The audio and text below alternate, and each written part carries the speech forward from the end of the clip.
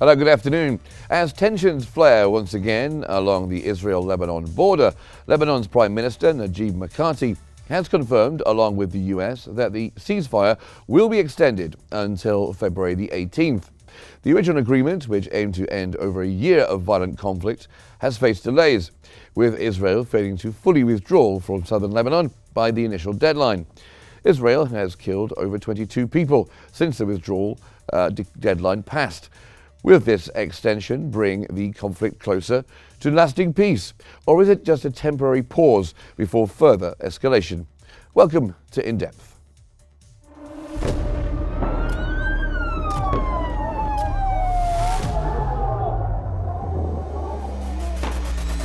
كل المستهدفين هن مدنيين. وضع شيء مرعب، شيء بخوف.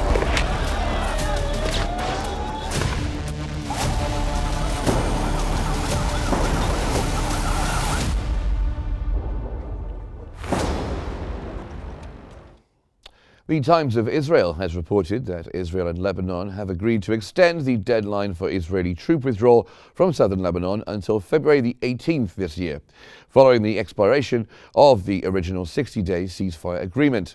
The extension comes after Israel requested more time, citing the Lebanese army's inability to fully deploy in the south to prevent Hezbollah from re-establishing a presence. The White House confirmed the extension after talks with the US. Lebanon's Prime Minister Najib Mikati confirmed the extension, while Hezbollah has reportedly rejected the delay and called on Lebanese civilians to continue confronting Israeli forces. The newspaper added that Israel's Defense Minister Israel Katz warned that any violations of the ceasefire by Hezbollah or others would result in severe retaliation.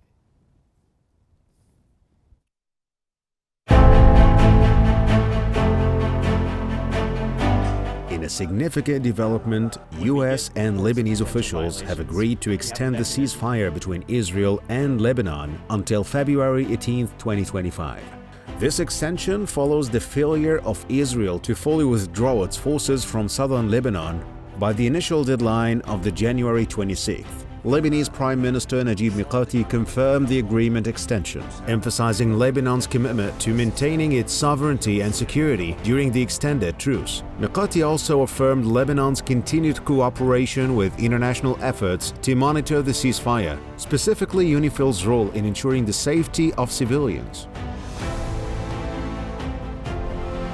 At least 22 people were killed by Israel since the IOF ignored the withdrawal deadline and hindered civilians from returning to their homes in southern Lebanon. The original ceasefire, brokered by US and France in November 2024, had aimed to halt the conflict that had lasted over a year. The agreement mandated Israeli withdrawal and Hezbollah's relocation north of the Litani River, but Israel's continued presence in the region, along with its military operations, has led to tensions.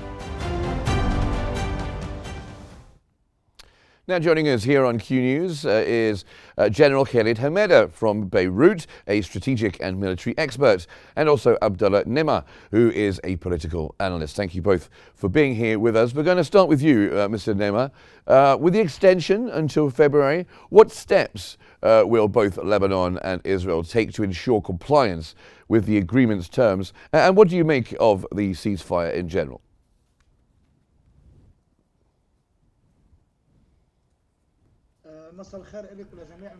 Good evening to you and dear viewers. Of course, with the extension till 18th of February, I think everything will go as planned, as it was before. Israel will not withdraw from any of the villages except after handing over to the Lebanese troops. As they have stated by the government, there are still weapons and arms in the villages they are present in, affiliated with Hezbollah.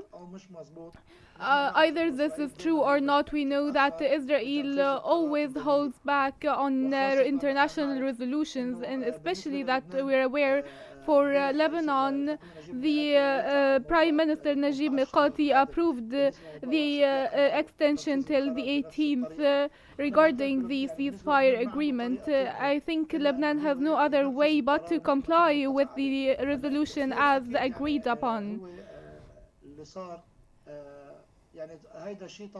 I think this is very natural, and we know that Lebanon is also be delaying the deployment of the Lebanese army due to the destruction that the Israeli troops have left behind. All the villages that Israel withdrew from are very difficult to deploy the Lebanese army to dismantle the mines that has not exploded yet. So it's difficult to deploy the Lebanese army troops in the abandoned villages to clean up each village, and I think it's very natural, but I think if the formation of the Lebanese government was taken in a faster pace, we wouldn't have reached this point right now, because the Shia faction is pressuring the Lebanese government and authority to send the Lebanese troops to confront the Israeli troops and also are applying pressures regarding the formation of the government, which is really difficult at the moment, because not either the international community would have the confrontation between the two troops or the Arab world, and we are very committed to the ceasefire agreement, including the formation of the government before the Israeli withdrawal. President Aoun have stressed that more than once yesterday there were demonstrations all over Beirut. They were provoked by Hezbollah, and they were using motorcycles, and there were some kinds of provocations to the people of Lebanon. I think Hezbollah should more be keen on the common interests of the Lebanese states. Okay, well, let me bring in General Khalid. Thank you for being here with us. How do you assess the military situation on the ground in southern Lebanon? Will the Lebanese army be ready to fully deploy by the end of this extension to the ceasefire? And also, what are the obstacles caused by the IOF's continued presence?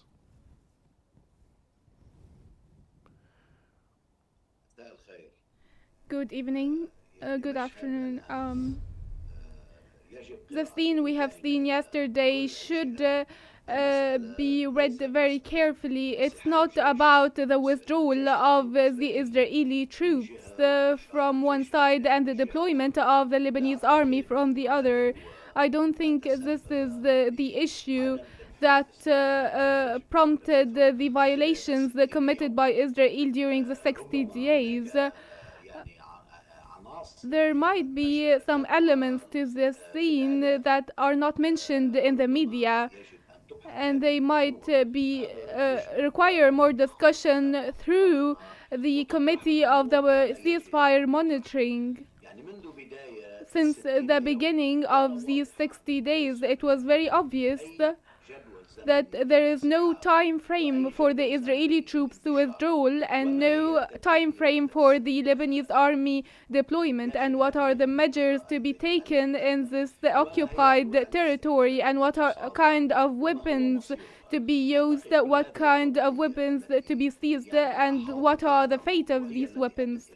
All of these questions are what led to our situation today. Now Israel says that what Lebanese is doing is not enough, and there are still Hezbollah infrastructure that are not cleansed yet. Another means the procedures taken so far are not enough. So the non-withdrawal of Israel is not due to technical Israeli reasons, it's due to US reasons. Israel is not able to rebel against this resolution without the approval of the United States, which shall be discussed in detail by the ceasefire committee or in another framework. Today there was a new date set, the 18th of February. The question is, will Israel actually withdraw in this date, in this time frame? Will the obstacles stated by Israel be gone by this time? Who is going to supervise or who's going to guarantee the accomplishment of all of this? Now the Lebanese population, who are prompted by Hezbollah to go back to their occupied land, are still standing by the entrances of these villages. They are still getting injured and killed by the Israeli forces. Till when shall we watch these scenes? This is what affirms that somewhere there is a lack of control over this territory, whether by the Israeli troops, who is insistent on not withdrawing, and the 18th of February might not be the final deadline if Israel does not report to the Lebanese army that there are enough reasons now for them to be deployed.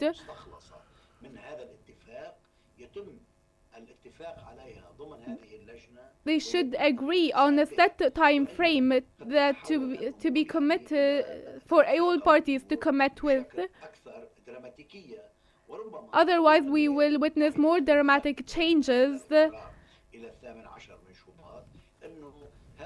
The US stated that the ceasefire agreement might not be very feasible, and we shall look for another mechanism or issue another resolution which will get Lebanon into the unknown and will expose the southern Lebanon area to a new scenario that might reflect more destruction.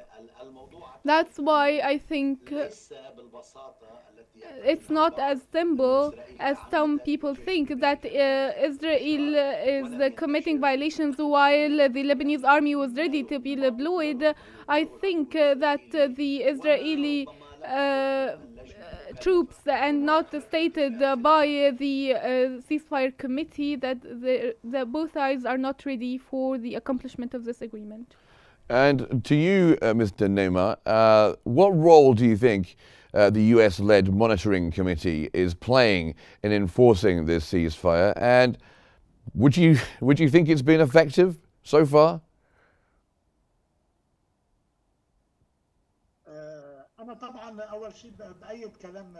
At first, I agree with General Khalid. Everything he said was correct 100% regarding the deployment and withdrawal issues.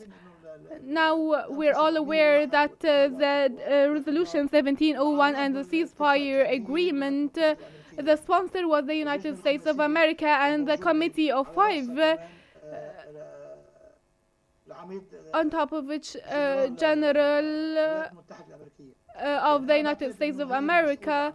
I think it is the entity responsible for the agreement, and it should be the guarantor of this agreement. But we are aware that when the Shia party and the Lebanese state adopted the resolution 1701, there were items and conditions to this agreement, including electing a new president, a new prime minister, to not be controlled by Hezbollah.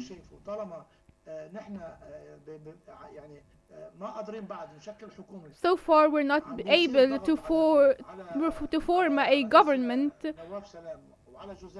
And what happened to Nawaf Salam and President Aoun to by Hezbollah to take over the Lebanese government, to gain more seats, to have the Ministry of Finance?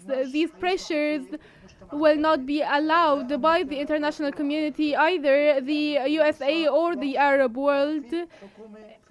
It's clear if there is a government, there is reconstruction and there is withdrawal. If there is no government, there will be no reconstruction or withdrawal. The missing thing here is the formation of a new government, and before on the last Thursday and Friday, we received the ministers of foreign affairs of Kuwait and Saudi Arabia and requested Nawaf Salam to form a government, even if regardless of the Shia faction, they needed a unbiased government to go forward with the agreement. Right now, we only need a harmonized government accepted by the Lebanese army, the Lebanese population. They need to build a state. And if we still these internal disagreements and the disagreements between all political factions, we will still face all kinds of challenges. If we have an agreement upon this government, we will see the withdrawal happening. We need, even if it's a temporary government, otherwise we will have challenges with Israeli troops, and I call upon all parties to go forward with the government formation, because I think the United States of America and the Committee of Five are able to apply pressure to get things going and to form the government as soon as possible. I think once this issue is solved, we will have all other issues solved. This 20-day framework, we can have a new government formed. And coming to you, General Khalid, Mr. Nema said that there was problems with the inability to form a new government, but with the ceasefire in place, the extension to the ceasefire in place, and with the new president, is Lebanon going through a more stable time right now?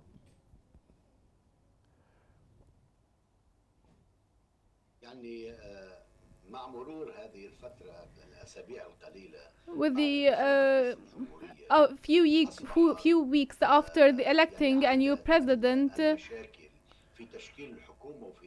now the problems with forming a new government and distributing ministries is now on the surface again.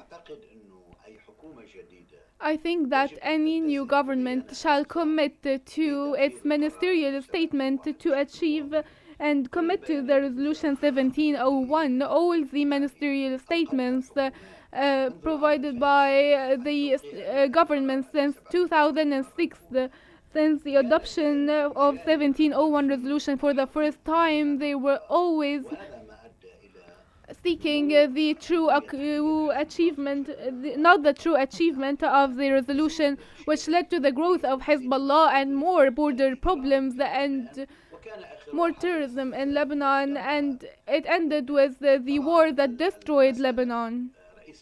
Of course, the matter of the president is highly important, but the executive authority lies in the government.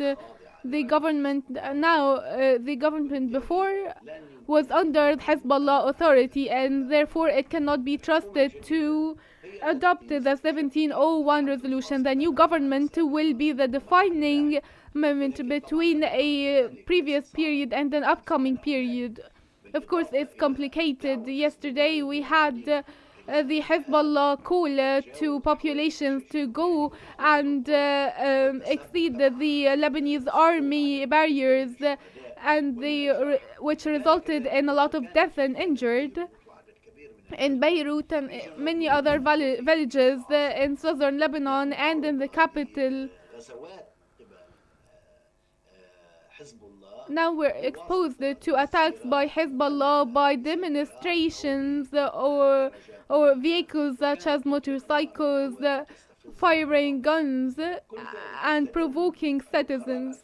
All of this is evidence that Resolution 1701 shall be adopted, as Hezbollah yesterday portrayed a scene with no respect to the constitution or the state, insisting on the hostilities with the constitution. All of this will be ended by the formation of the new government, which will face a challenge to sign a decree to not be affiliated to any political parties that are at least affiliated with Hezbollah. With all of this provocative history they have with Lebanon, it will get further complicated without the government. Israel will not withdraw, and they will continue the military operations, which will lead to exploding the borders once more, going back to war and the bombing of the southern villages. Lebanon now is facing a defining moment which requires a solution, an extraordinary solution, one that has not been adopted before since 2006 until now. And Mr. Nema, the United Nations has condemned Israel for firing on civilians and failing to fully withdraw. What role does the international community, especially the US and France, play in ensuring Israel honors the ceasefire deal?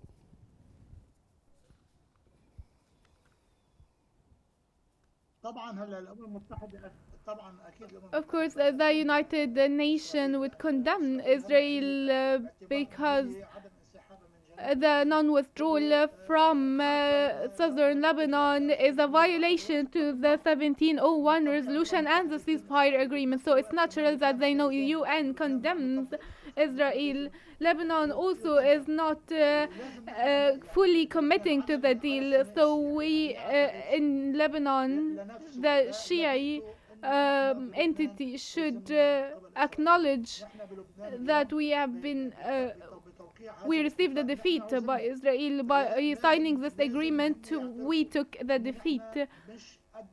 They acknowledge that we do not have the same power as Israel to confront them.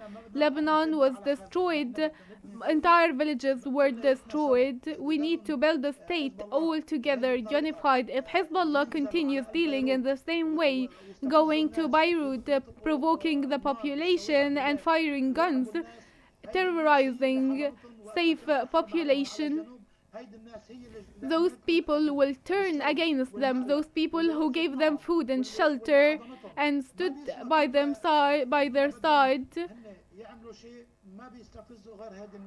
they only provoke those people, the ones who helped them and supported them. They are taking the country to further challenges and problems. The international community today is pressuring Lebanon and the president personally because he cares about the interest of the state. Okay, I'm going to interrupt you there. I'm sorry, Mr. Nema, but I just wanted to bring General Khaled in one more time before we run out of time. If you were to look into the future and predict the future, General, what do you think the chances are of the ceasefire fully holding until February?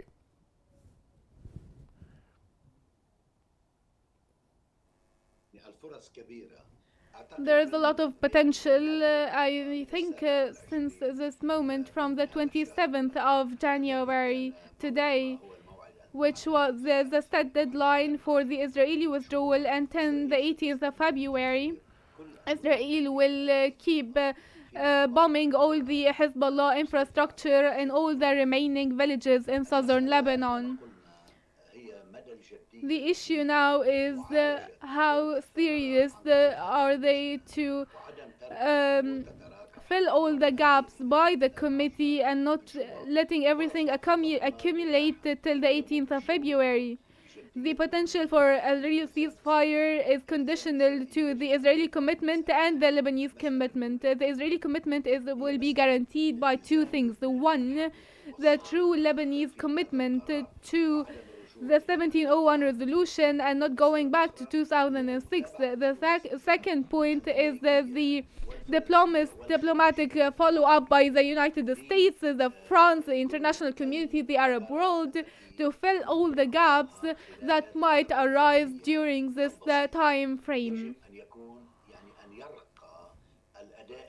The Lebanese performance must be more serious and more accountable, and that cannot be achieved without forming a new government, which will be the title of success that might take Lebanon to a true, comprehensive, clear ceasefire and to the demarcation of borders and ending the disagreements regarding borders. Okay, well, thank you very much indeed. Thank you so much, General Khaled Hamada, who is a strategic military expert, and Abdullah Nema, the political analyst. Thank you both very much for being here on Q News with us. And that brings us to the end of today's episode of In Depth. Thanks for watching, and stay tuned for more updates here on Q News.